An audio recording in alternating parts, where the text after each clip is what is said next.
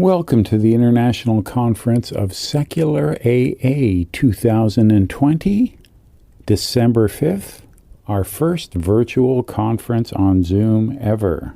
This is the 1 o'clock Saturday panel. It came from the kitchen, not an outside issue, are sexism and gender bias keeping AA stuck. It features Marya Hornbacher, author of Waiting, A Nonbeliever's Higher Power, Beth H. from Phoenix, Arizona, and Heather C. from Los Angeles as well. Enjoy. Hi all, I'm Marya Hornbacher. Where are we at this point? We've been, trying to find a way into the room. I am about to make you a co-host, and I'm looking for Heather and Beth as well. I think they're in the room. I'm here.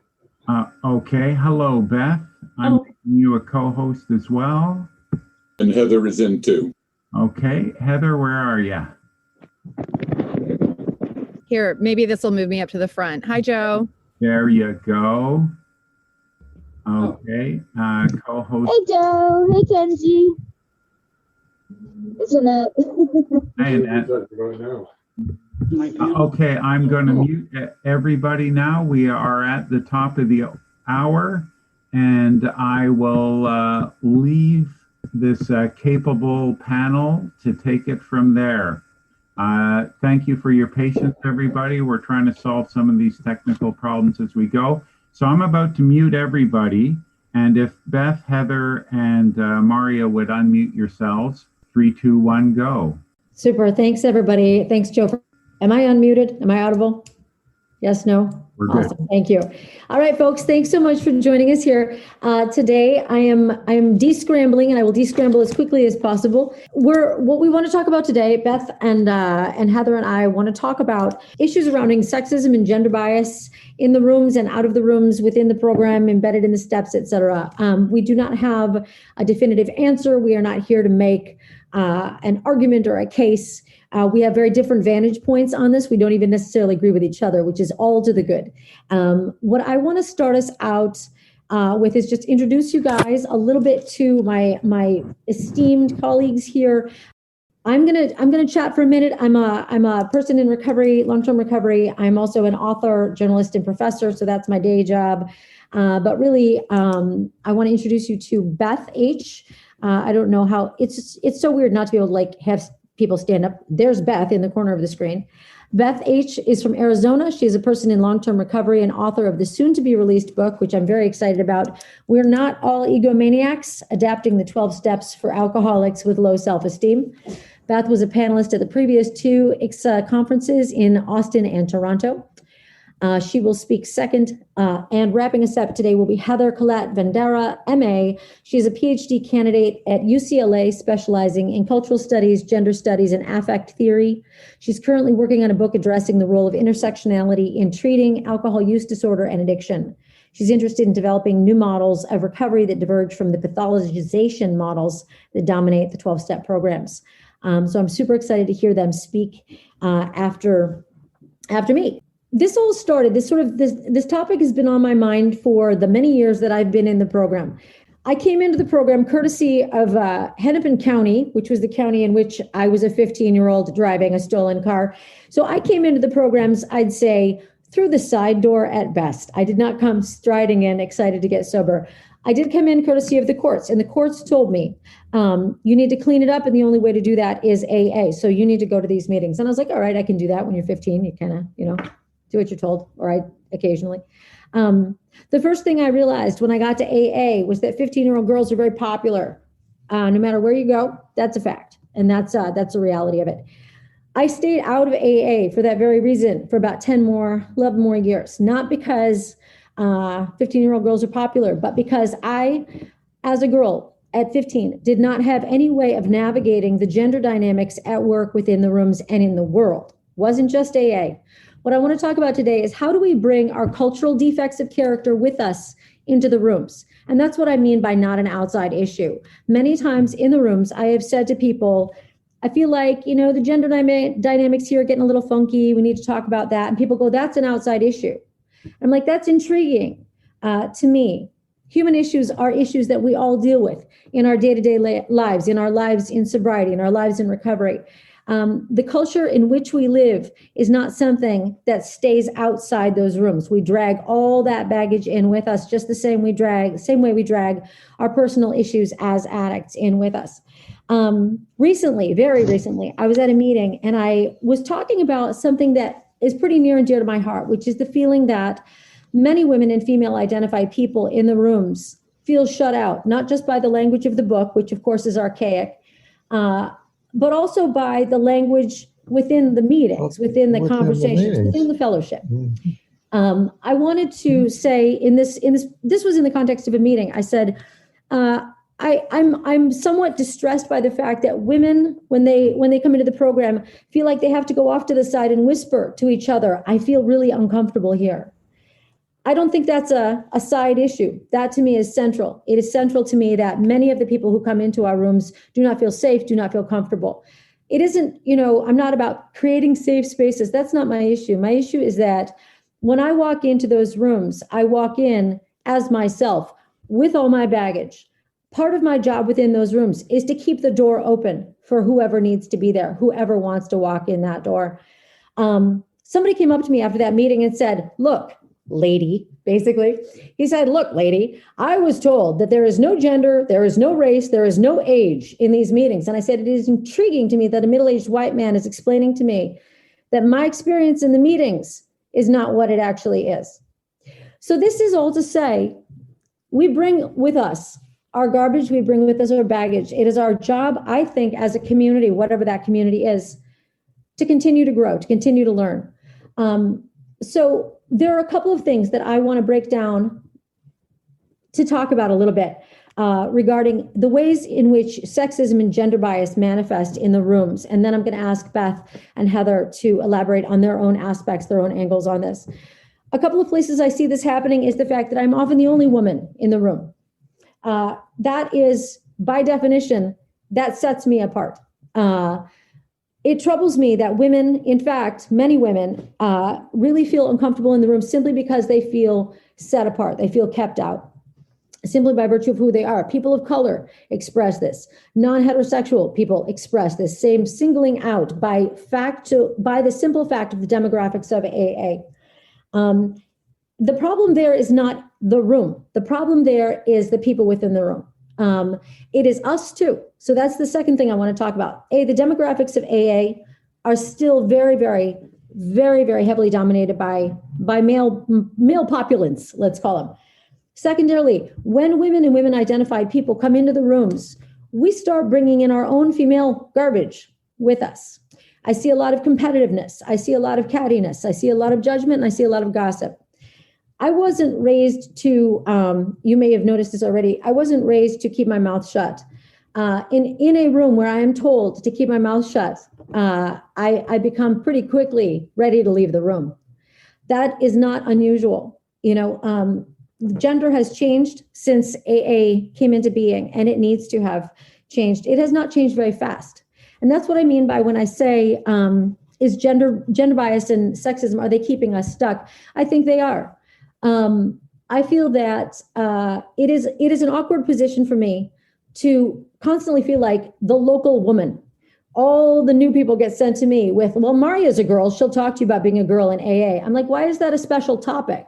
I feel like it's a little odd that like we have to have a special room for the girls. It's sort of like the kids' table.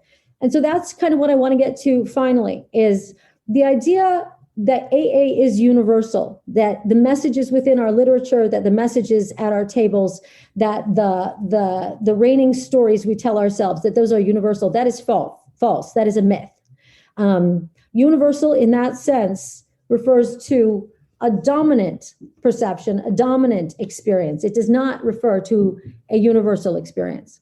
And so what I want to get us talking about, we don't have tons of time today, but how can we as a community moving forward, how can we look at a way to keep the door open for people? When I feel like I have to beat on the door after 20 years in the program, and I'm still beating on the door simply by virtue of the fact that I'm a woman, That seems awkward to me. It seems awkward to me that I have to go to bat for women at every meeting. So that's the very broad, overarching thing. I want to turn to Beth now to take a look at some very specific questions that she's tackled in her new book and in her own work. So Beth, would you mind, I can't actually see you. Would you mind piping up, let me know where you are, and I will mute myself. I'm here. I'm unmuted. Awesome. Can we put the spotlight on Beth? Yeah. Let's put the spotlight on Beth. Remove spotlight. There we go. And my take on this may be somewhat different from the others. I think we all recognize that the book is basically white, male, hetero, Christian, privileged language and people. And I'm going to talk about the alcoholic personality type that's described in the book, and how the 12 steps were designed to correct those personality flaws or so-called defects of character. I am making some generalizations based on gender, but it's mainly based on the way that little boys and little girls are socialized in this culture, the type of expectations put on them, and why we need more models of recovery than the one that's based on the white male alcoholic personality type. Now, I know that there's men that are going to relate to the things I say, and there's women that are not going to relate to the things I say. So I'm only offering an example of another model that's not white male based. And if it fits you or doesn't fit you, that's fine. There could be as many models as there are groups of people that fit one or another. I'm going to start with reading a little from the book AA Comes of Age. This is Dr. Tybout's appendix, the article called The Therapeutic Mechanism of Alcoholics Anonymous. And this is where he describes the alcoholic personality type. And it besides the Oxford group, it's the other way that God works itself into the AA program. Characteristic of the so-called typical alcoholic is a narcissistic, egocentric core dominated by feelings of omnipotence, intent on maintaining at all costs its inner integrity. The best terms for the group of qualities would be defiant individuality and grandiosity. Inwardly, the alcoholic brooks no control from man or God. He, the alcoholic, is and must be the master of his destiny. He will fight to the end to preserve that position. Religion, by its demand that the individual acknowledge the presence of God, challenges the very nature of the alcoholic. Because if he can truly accept the presence of a power greater than himself, that modifies his deepest inner structure and opens him up to the possibility of recovery. In other words, in light of Mr. X's, which is Bill W.'s, religious or spiritual awakening is the act of giving up reliance on one's omnipotence. And then he describes a person who has had this change, and in retrospect, it is apparent that the patient became aware of his basic egocentricity. For the first time, he was able to penetrate behind the facade of his rationalizations and defense reactions, and to see that always hitherto he had put himself first.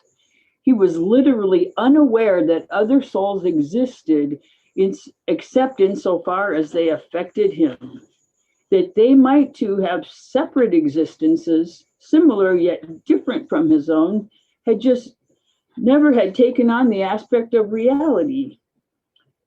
Now he no longer felt himself the omnipotent being who viewed the world only in relation to himself.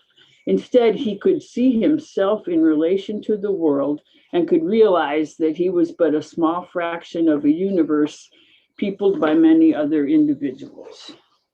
So the first thing to take from this is that if you don't identify with that personality type, then the whole higher power thing is just a complete red herring and throw it out. But, I have a hypothesis that most of the early AAers were this personality type, and that's why they hit such low bottoms, because they could not admit defeat, they could not accept help. but they did publish their stories, and in reading their stories, a lot of us could see that our drinking was on the same trajectory as theirs. We could see where we were headed, but we didn't have the same problem seeking help or the same problem admitting defeat. So we were able to have much lower bottoms and come in with different personality types that AA doesn't address, because when the book was first written, they were not aware that alcoholics could be like that. So I don't really fault them, but just never changing after that. When the people coming into AA has changed so much, I fault it for that. My biggest obstacle to seeking help wasn't that I know everything and I don't need help. It was that I don't want to bother anyone, right? Or my barrier to admitting that I'm powerless over alcohol isn't that I have trouble that I'm admitting defeat. It's just that once I say that, I know I can never drink again. I'm not quite sure I'm ready to go there, So there's a surface similarity where we talk about don't want to admit powerlessness, or we don't want to get, or we're reluctant to seek help. On the surface, we may look the same, but if you look a little deeper, it's what's going on is actually quite different. So in my experience, and this is not going to apply to everyone, but most women do not grow up feeling omnipotent, or that they are the center of the universe, or that their own needs matter more than others. We are socialized to put others' needs before our own, to take care of others. Many of us have very low self-esteem, at least the ones that come into AA, and we feel that we're not enough rather than omnipotent. Many of us have been through traumas, whether big ones like physical and sexual abuse, or the buildup of everyday slights and insults, emotional abuse and neglect. We tend to be hyper-vigilant, always worried about what someone else might say or do that could hurt us, because we know from our past experience that those things happen to us. We are not crazy for being that way. If you want to talk about childhood trauma, there are various responses to it. One person describes they're basically like the four responses to threat. One is fight, and that's Bill. He just vowed to dominate in everything he ever did. He took. Another one is flight, another one is freeze, and the fourth one, I don't like the word they use for it. They call it fawn just because it starts with a fourth F, but it's basically the codependent response of kind of placating and appeasing and just, not making waves, not rocking the boat. So Bill's fighting was his survival tool for the childhood trauma that he experienced, and it's pretty culturally acceptable for males unless taken to the extreme that he took it to. Placating and appeasing or freezing, like don't make waves or don't rock the boat, even when you don't disagree, just don't speak up. That is what a lot of women do, because that's very culturally acceptable for women. The problem is it's unsustainable because it causes so much damage to our inner beings, and we drink to relieve that. So we don't come into AA needing to have our egos crushed from the outside. Been there, done that. We need to strengthen our egos from the inside. So when we come into AA, there's further abuse put on us by AA. They tell us our problem is that we're selfish and self-centered. That is about the worst thing, the worst insult that you can hurl at a woman who's been putting others' needs ahead of her own for most of her life. And it reaffirms our feeling of not being enough. No matter how hard I try to put other needs before my own, I guess I'm still selfish. Well, that is not what's wrong with us. What's wrong with us is the belief that our own needs don't matter and that we're supposed to only be paying attention to others. Or else that we learn manipulative ways to get our needs met because it's not okay to ask directly for what we're not supposed to acknowledge we even have. There is a big exception, and that's that when we're in our active alcoholism or addiction, we do behave in ways that are selfish and self-centered, as that's the nature of addiction. But I think for most of us, our remorse is tremendous because we know that that's not being that's not how we're supposed to behave. Like, I mean, a drunk man is just, or an alcoholic man, whether he's a father or a husband or anything, is just a drunk man. But if it's a woman, it's like, oh my God, he has a drunk wife. She's a drunk mother. It's like we're always seen in relation to somebody else. And it's horrible to be alcoholic in relation with somebody else. But for a man, that's an individual. That's just a man that's a drunk. And another thing we are told is that our hypervigilance, which is our concern for our own emotional or even physical safety, is the same thing as Bill's self-centeredness, which is being a bull in a china shop, full speed ahead with my own agenda, regardless of who gets hurt in the process. We are not like that.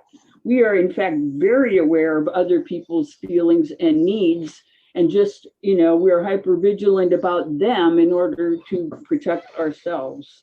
So being told that, we're self-will run riot when we're just trying to be safe is counterproductive. Sometimes we feel down on ourselves, or we suffer from depression, and then we're told that, well, that's pride in reverse. You just think you're the worst instead of the best. It's the exact same thing.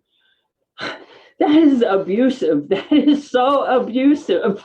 And we're told that we get a morbid pleasure out of it. I was nearly suicidal, but I was gaslighted by my mother all the time. She was always telling me what I actually thought compared to what I think I thought, or how I actually felt compared to how I thought I felt. And so this was telling me I'm suicidally depressed. I must be getting, maybe I'm getting a morbid pleasure out of this and don't really see it because I need somebody else to, to tell me who I am. I mean, it was just plain abusive. Also, there is such a thing as feeling pain. It's an emotion. We're allowed to have it. It's not the same thing as self-pity. We're allowed to have pain and process it. To feel self-pity sort of requires a sense that I'm entitled to something better than this. Why me? This shouldn't be happening to me. But I have never experienced that. I've never had that sense of entitlement that I should have something better. I've just been accepting that, this is how it is for women. We just kind of take it. And to break out of that, we need to allow ourselves to experience the pain of living in it.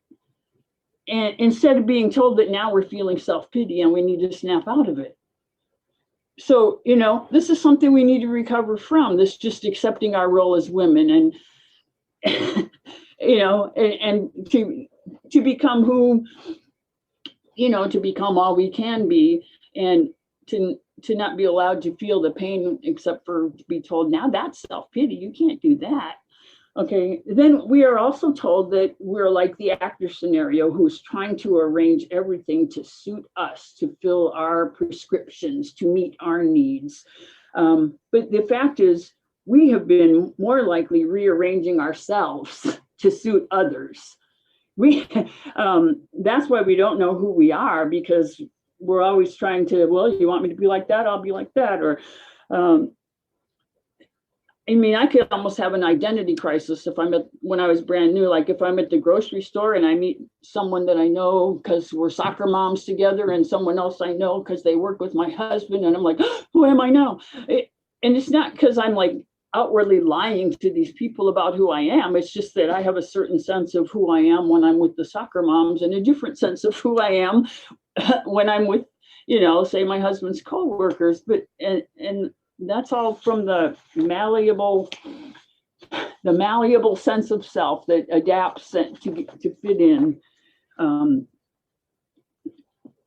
So there's an exercise that sponsors around here are doing lately, which just appalls me. And it's that they have people put the actor scenario in the big book in the first person and call 10 people and read it out loud to them.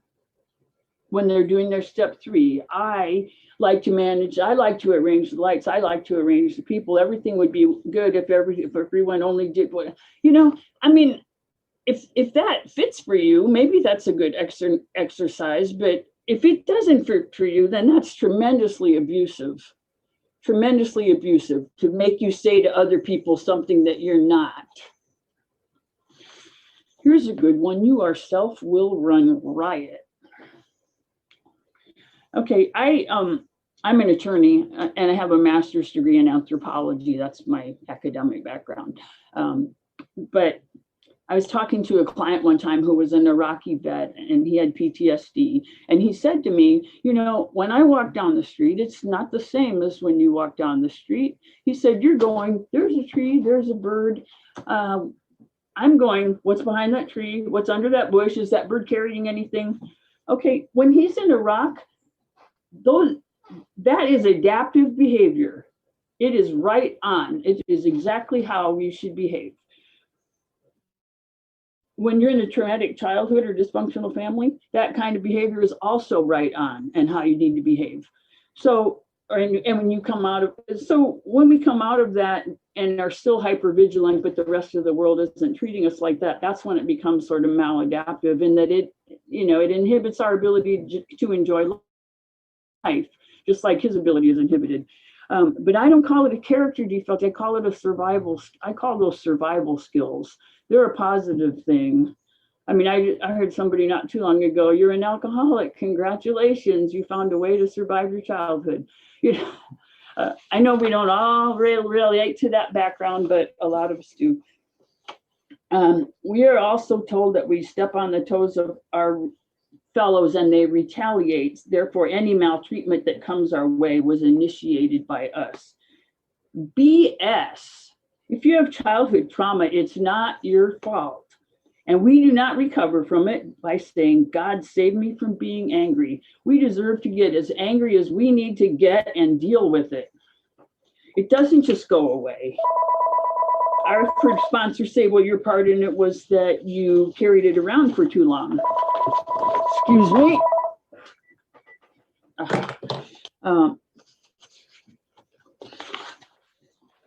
Most of us have been, we're told that we don't step on the toes of our fellows. We tiptoe around, being careful not to step on any toes and apologizing for being in the way when someone steps on our toes. Okay, many of us have a very weakly defined sense of self because we've always been trying to adapt and fit in. We don't have good boundaries. When we come into AA and AA tells us who we are, even though they are completely wrong, we don't have any defense to it and proceed to see ourselves as being like Bill. We need to get God or die. And the fact is, we've been far from not admitting to a power greater than ourselves. We have been giving away our power to people, places, and things all our lives in the hope of getting our needs met from the outside, because we don't have a clue how to do it from the inside. So aside from admitting that we're powerless over alcohol, our recovery needs to be about empowerment. I'm almost done here. Some of us grew up in households with emotionally immature, narcissistic, or codependent parents. And I stole this from my friend Jay because it kind of fits for me. I grew up in a house full of funhouse mirrors and the gas lights were on all the time. The big people told us who we were, how we felt, what we thought, who we should be, what we should act like. Okay, so I came out of that, and my early experience in AA was a whole new gaslighting experience. It was a different set of people telling me who I was, what I thought, and they were wrong. I guess the point I want to make is that the one-size-fits-all model has been keeping AA stuck, and it causes further damage to many women.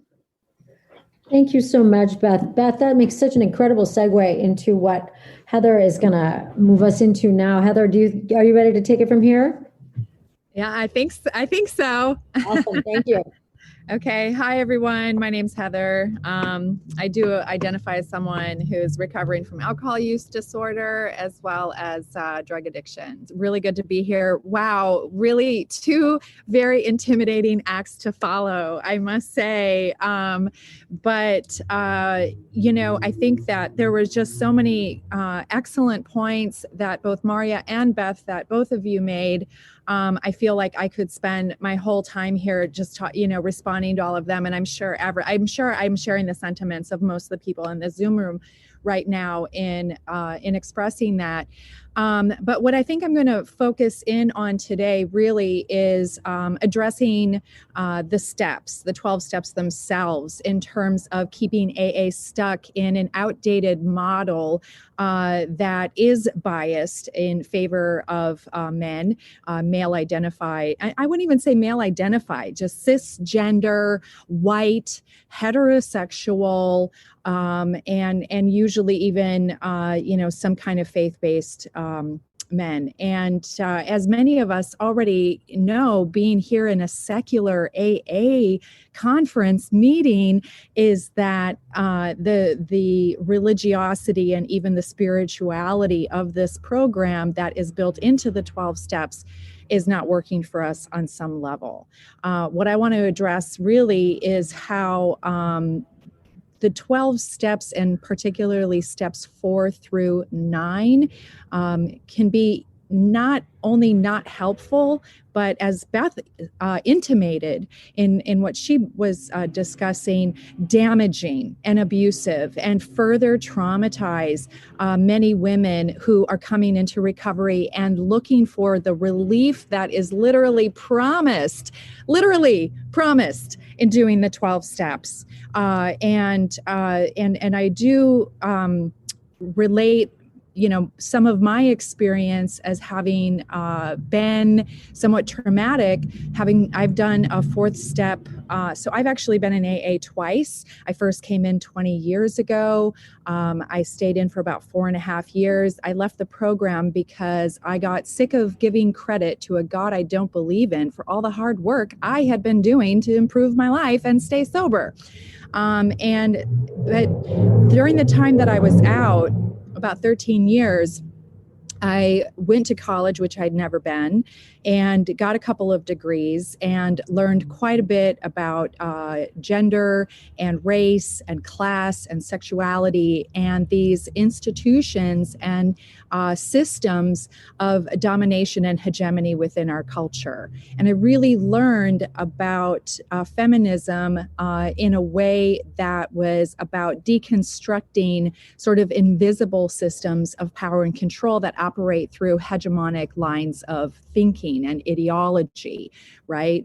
Hegemony doesn't work by, physical force or abuse. It works by maintaining systems of control about the way that we think about things.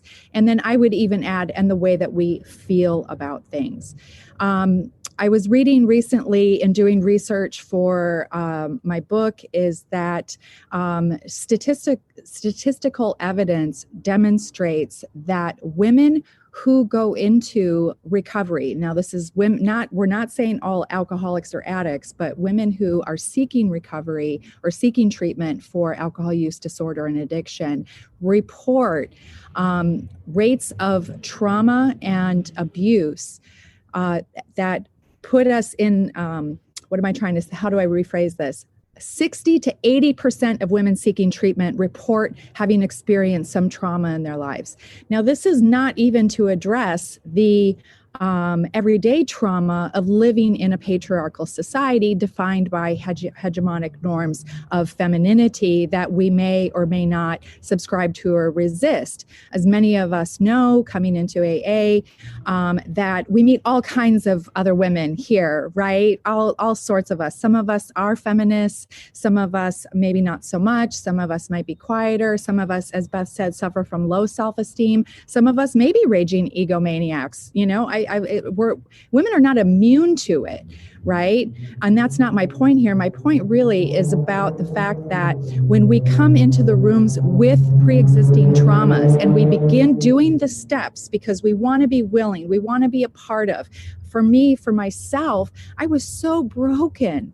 I was suicidal for years before I came into AA. I was a hopeless drink to die alcoholic that could not stay out of ERs and psych wards and jail. And so I did become willing to do what it took, but I had all this education now behind me, the second time coming in, and all these broader understandings of socialization of gender roles and conformity. And I'm naturally really resistant to that anyway, but now it's backed by all this education. And what I was told was that I needed to check my feminism at the door if I wanted to live and if I wanted to recover. And I thought, this is preposterous. Not only are they telling me to check my religious or my non-religious, my atheist views at the door, now I have to check my feminism at the door. What next? Am I going to have to check my anti-racism at the door? Don't even get me started. That's another panel, right? So, but my focus is that I began doing the steps with a sponsor, lovely woman. She was by the book, and by the book, I mean the big book. We didn't even do the 12 and 12. And that's how I did the steps with her. And in doing step 4, I was promised this great relief, all this insight. Well, let me tell you, all the things that I enumerated and outlined in my 4th step were things that I was already well aware of in my life and in the world. I had patriarchy on my 4th step. I had sexism, homophobia, racism. These were like some of the top 5 things on my 4th step. And you know what? My sponsor had no clue what to do with that. None. Right? Because and she didn't need to per se, but when I tried to impress upon her what goes in that 4th column, what's my part? It was crickets. There was no sufficient response. Now I'm talking about sort of these kind of social broad traumas, but there were also individual and personal traumas, sexual abuse, assault, rape, and physical assault, and things like that. So I've come into it with a lot of trauma there. And I'll tell you, you get to that 4th column, and anyone who has done a 4th step, you know what I'm talking about. It's that my part, the way that it's outlined in traditional AA and the way the steps are currently written. I'm not talking about any external appendages or other outside books. I'm talking about AA's orthodox literature, is that there's no 5th column. There's no, what do I do about this? There's my part, which they encourage you to outline in the framework of the 7 deadly sins, right? And then what's the next step? There's no 5th column. What do I do about it? The next thing you do about it after the 5th step, sharing it with somebody, which may be even humiliating and degrading and further amplify your trauma. But then you go into the 6th step. Oh, it's character defects. It's character defects. I need to ask God to remove this. Okay, well, as an atheist, that already just doesn't even make sense. 6 and 7, they're gibberish. They're absolute gibberish if you're an atheist. So I had to do all of this dancing around, creating new language, new, ways of sort of getting through 6 and 7, which were meaningless. And by the way, I was feeling not better and better and better, but worse and worse and worse. Not better, worse. And I would share this in meetings, and I was actually told, as Beth mentioned in her discussion just now, I was actually approached by 2 members of AA after a meeting where I was sharing the trauma that I was going through and how depressed I was in my journey through the steps. And they told me that I was engaging in morbid reflection and self-pity and suffering from self-pity. And so, this is the kind of feedback. And I stayed. I mean, really, it's a testament to the fact that I know I can't do this by myself, and that I really did want to improve my life. But my confidence in whether or not traditional Orthodox AA was going to be of any use to me was failing on a regular basis. Thank God I found secular AA. I know I'm guilty of like stupid jokes and bad puns. But now, so going through the steps, we're now into 8 and 9. We've got to make a list of people we have wronged. Well, the assumption that the big book makes really is that, the things that are holding you back in recovery from this disease of addiction and alcoholism are your own resentments and the way that you fucked other people over. And this is just not the case for people who are experiencing trauma and have experienced trauma, whether it's an individual isolated event, a series of those individual isolated events, or a lifetime of living under a capitalistic, white supremacist, patriarchal world order, right? Which is a trauma in and of itself. And I'm not going to document the literature on the academic studies that back that up, but I will say that it is out there. I'm not just taking this off the top of my head. So then we end up in a situation where quite possibly, because we're trying to be willing, I was trying to be willing, I end up going to make amends to people who had inflicted trauma on me. So this is just a really kind of a casual, light outline of my own anecdotal experience. And I have to say, it took me years to look back and realize that I had been further traumatized by doing the steps in this program. And so I would say wholesale that if anybody coming into a traditional, secular, otherwise, that the one thing that AA really has gotten right is this community, this fellowship. The one promise that AA made to me that it has not broken is that I don't have to do this by myself. I don't need a God to get me through it, but I do need you guys.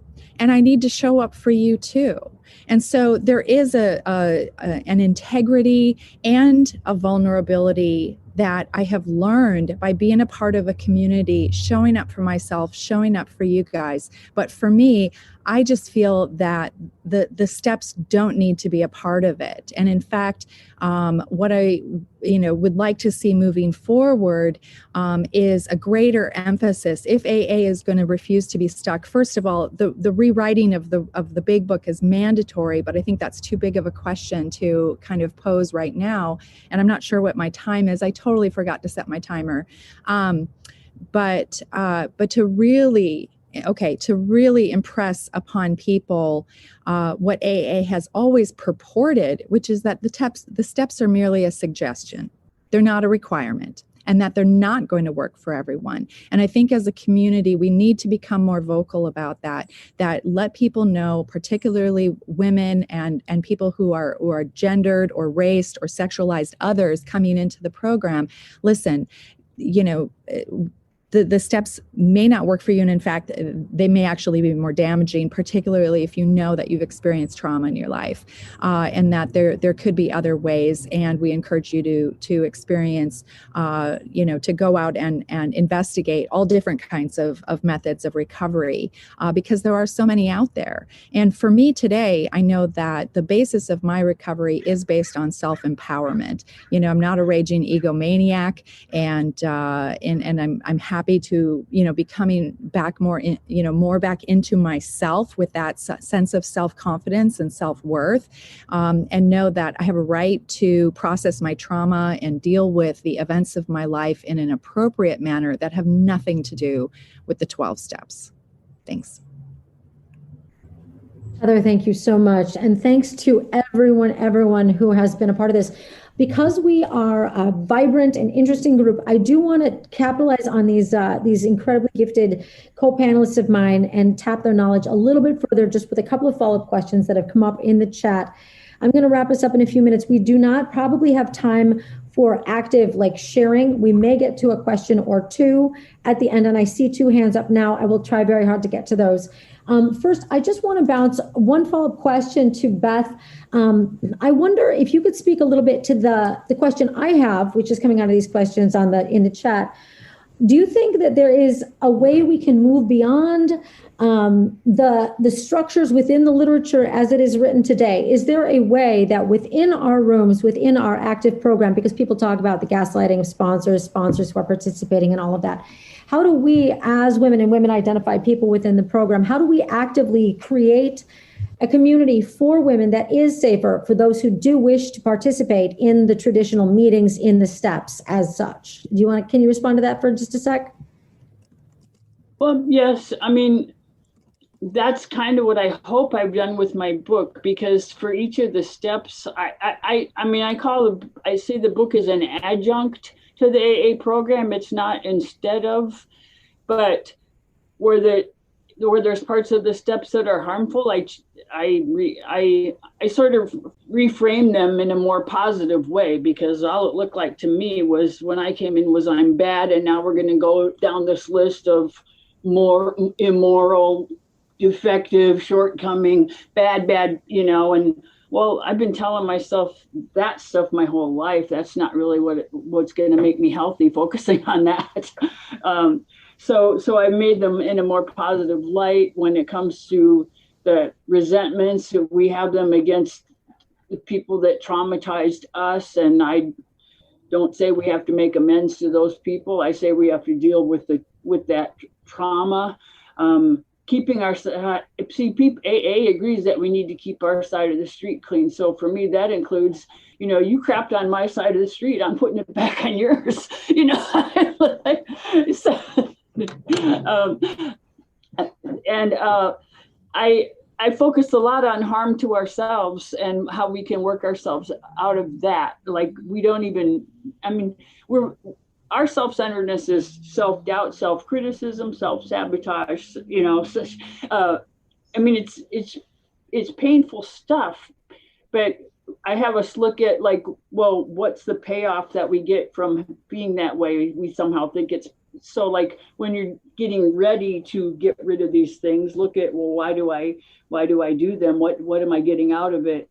I guess I think they're keeping me safe by holding me back, but that's not really true. Fears, I don't just say ask God to remove them. I say, well, let's look at these fears. Is this a realistic fear, or is this more of an imagined fear? And first of all, try to figure that out. And if it's not a real fear or something left over from the past that isn't true today, we can let it go. If it is a real fear, then we go into risk management and have a plan. Right. So it's very kind of down to earth, and we don't just have to be left with these free floating things that we feel all the time and never looked at, because that's what the steps are for, is to put the stuff down and look at it. But it is, there's an example of, well, what do I do with it? Well, you go into risk management. If it is a realistic fear, is, what can I do? What can't I do? How expensive is it? How likely is it to happen? All those things that you look at to have a plan, so that if the situation comes up, you have a plan instead of just thinking about it all the time. And I think some of the ideas would be accepted in mainstream AA because they're not really going against the steps so much as reframing them a little bit or digging a little deeper, actually. Okay, that's a really good concrete way of approaching this, because people are asking great questions about how do non-women, how do other people, how do groups do this? How do we do this at the group level in practice? Sure. I think that someone just pointed out that people do have business meetings where some of these questions can be addressed in a really concrete way. How does the individual, how do we work with what we actually have and the reality of that? I do want to follow up once. Thank you, Beth. I want to follow up briefly with Heather to the question just briefly also of, someone pointed out that there is such orthodoxy to AA's practice. There's a real clinging to texts, to standards, to basically the gospel. Let's have it of what we're coming from. How do we address that in our lives whether we choose to stay within the rooms or without the rooms? How can we approach maybe integrating what we do know now about contemporary psychology, about gender, about race, about all these aspects. How do we integrate that into the practice of a program that is in many ways very attached to its past? Excellent question. I think that one of the first things that we need to emphasize is that AA is absolutely a democratic organization. If it's an organization or an institution at all, of course, informally, it is an institution. It's the leading model of addiction recovery in North America in any event, right? But to emphasize the fact that it is a democracy, everyone's voice is equal. And as someone had just mentioned, that business meetings are a great way for us to begin to implement this kind of language that redresses the inherent gender bias. I think one of the other things is for people to become activists within AA. You know, we hear that old, the serenity prayer or whatever in traditional meetings, maybe the acceptance passage in other meetings, but acceptance is not resignation and it's not tolerance, right? I can accept that this is the way things are, but still be motivated to change them for the better so that recovery within the context and the framework of Alcoholics Anonymous can break free from biased traditions that hold some people back and actually end up being more damaging. I think for young people coming in, yes, men and women and non-binary folks coming into the rooms should not have to check their feminism at the door. They should not have to check any kind of ideology that helps them to have a belief system that works for them in the world at the door. What we're talking about is treating alcohol use disorder and addiction. And the fact is that we do walk into the rooms or whatever, the Zoom rooms, but we do walk into the rooms as embodied creatures, right? We are enfleshed and embodied and enworlded.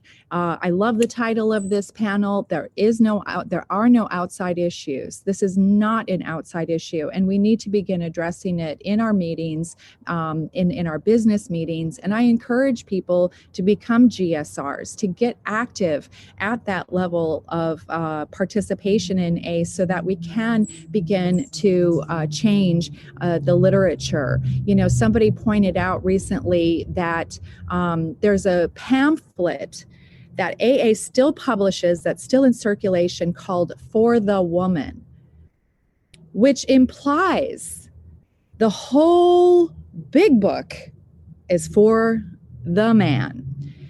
And so that's something to sort of take as concrete evidence that there is a gender bias that we can address in the literature, but also in our practices in the meetings.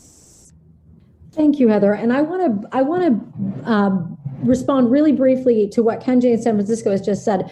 The point that this group is almost entirely white.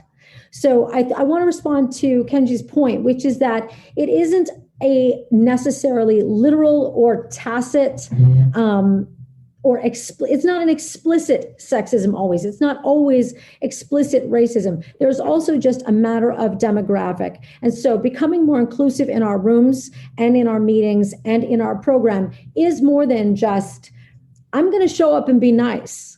It isn't just that. So I read a very interesting article recently by a very, very gifted journalist, pointed out that if I am not actively working against racism, I'm participating. If I am not actively working against sexism and misogyny, I am participating in some way. And that doesn't mean I mean to be. It doesn't mean an intentional or an ill will all the time. Sometimes it does. But I do want us to kind of take away from here just the question of how can I create a more inclusive space for people? How do I reach out? And I'm aware that we have traditions that say, we're attraction, not promotion. But if my group of people, if I'm attracting only people who are already white feminists, I'm making this a fairly limited draw. And so I want to think myself, I want us all to be thinking about how can we broaden our people's awareness that we are welcoming as communities. We aren't one community any more than we are one woman. And I think we just barely have time. Kate raised her hand a bit ago, and then Meg, let's take a last few questions very quickly if we could. Thank you. Hi, thank you so much. This was amazing. I feel so validated hearing these voices and hearing your opinions because I live on Long Island. It's pretty conservative. I found my way in AA, but thank you so much for this panel. It's been extraordinary.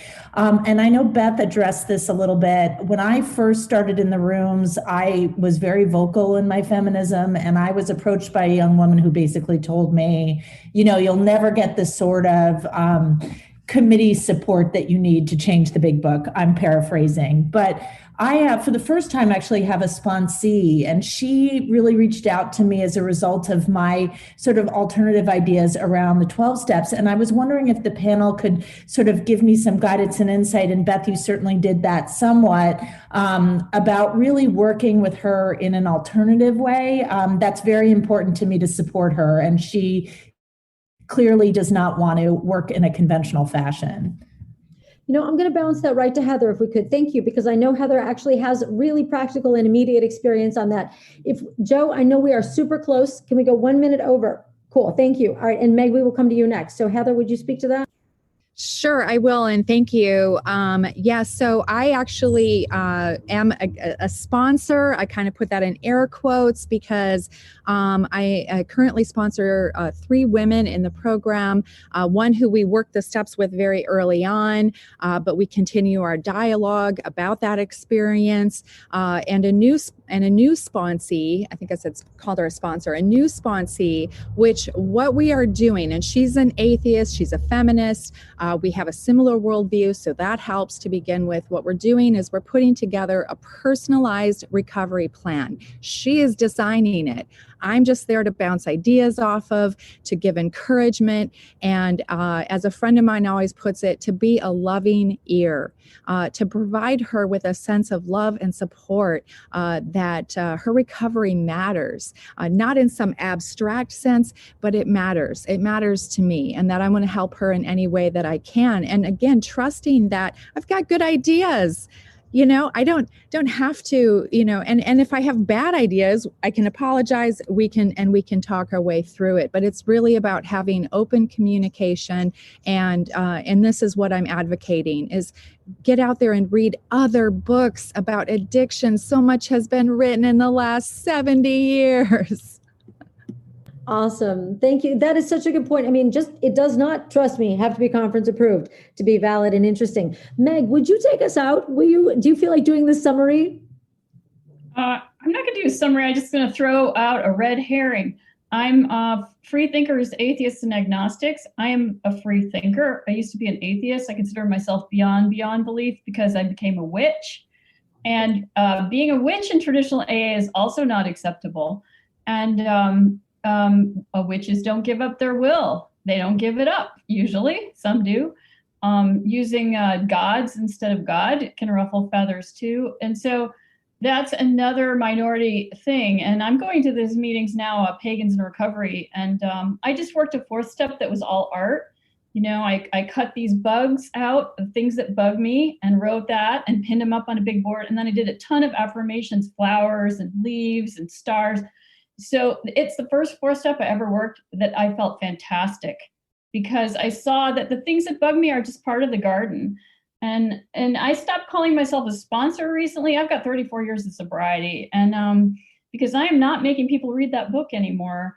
Now I'm just a recovery buddy. I'm doing recovery craft. And if you want to do recovery craft, it's I have an art background. So I just want to throw that out there because I feel like as a free thinker, I'm kind of, it's like being a bisexual, which I also am. I'm kind of invisible, because it seems like it's like the pagans and the God people over here. And then you get the idea. If you're just consider that other option, the free thinker part of it.